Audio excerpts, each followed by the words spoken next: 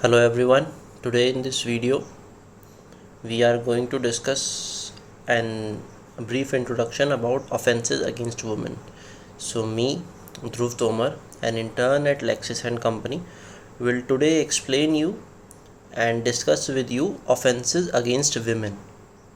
So now starting with the video, first of all, in present scenario, if we look, the violence and the increasing crime against women is witnessed by across everyone in the world or other manner. Now it indicates that the enormity and pensiveness of the monastery perpetrated against women in the recent years. The global crusade for the monastery perpetrated against women is a proof of this fact.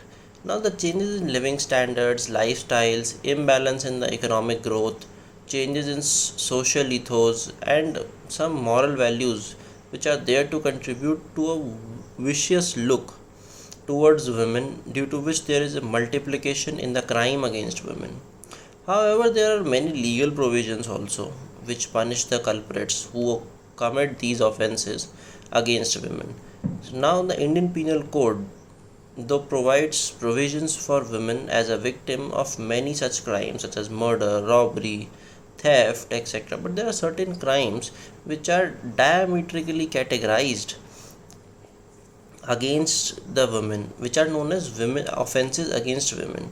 Now, with the need of our many new socio-economic offenses have been enacted against and accompanied by various amendments in the recent and existing laws, with an objective to combat these crimes eventually. Now, if we classify or if I list some of the offenses or some of the crimes which are happening again and again against women under the IPC. So first of all, it's not one or two, it's there are many crimes. So I'll be try to list a few of them, which we can consider an acid attack, rape, an attempt to commit rape, as attempt to commit rape is also a crime, kidnapping and abduction for different purposes, murder, dowry death, abetment of suicide, etc. Sometimes by cruelty by husband or his relatives in the search of dowry, or outraging the modesty of a woman. These can be considered as some crimes against women which are listed under IPC. Now talking about major of some of the major crimes, and the first one which I would be considering is rape. So under IPC, rape is divided into section 375 and section 376 of IPC, and in simple terms, the offense of rape is a ravishment of a woman without her consent by force, fraud, or fear. In other words, it is a kernel knowledge that can is like which can, if we can state, by sexual intercourse of any woman by force against her will. Now, it is an obnoxious act of highest degree which violates the right of privacy and the sanctity of the female. Now, apart from being a dehumanizing and perverted act, it is also an unlawful interference in the personal life of a woman, which is an intense blow on the honor, dignity, reputation, even on the self-esteem of a woman.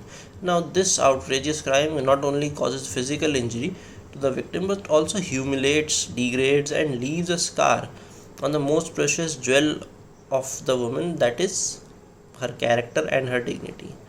So this is all very disheartening to listen to for it someone, but as we are lawyers, we should take a necessary step towards it, and we should take the punishments and the essentials under section 375 IPC very seriously. So now talking about essentials ingredients of rape, so which is that actus reus should be present, which is listed under section 375 subclause A to subclause D, and they say that there must be sexual intercourse as it stood in the terms of provisions. Now the mens rea, the sexual intercourse must be under any of the 7 circumstances which are listed in section 375. Now the most important factor here is punishment as punishment of rape is very important. So section 376 of IPC provides the punishment of committing rape, of committing the heinous crime rape. Now this section divides into two subsections further, which is section 376 subclause 1, which says that it provides a minimum sentence of 7 years of imprisonment that may extend to life and fine.